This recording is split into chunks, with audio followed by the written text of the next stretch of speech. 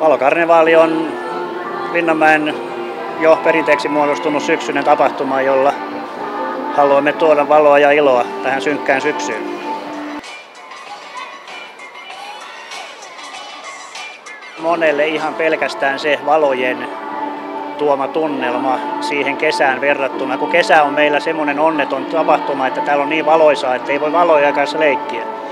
Niin nyt sitten yritetään leikkiä valojen kanssa. Ilma ja sää vaikuttaa tähän aikaan vuodesta, että tiukkaa tekee, että saavutamme tavoitteen tälläkin kertaa, mutta aika mukavalta näyttää nyt, kun katsoo tuonne ulos.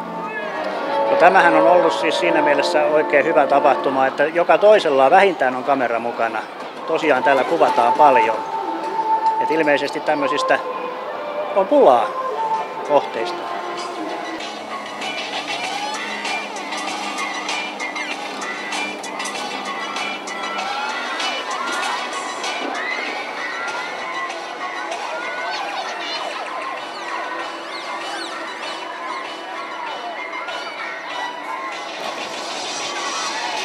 Maisemajunassa ja pallokarusellissa ja kaikkiin, mihin tämmönen pikkunen on päässyt, niin kaikki on. Possujunassa. Ja possujunassa.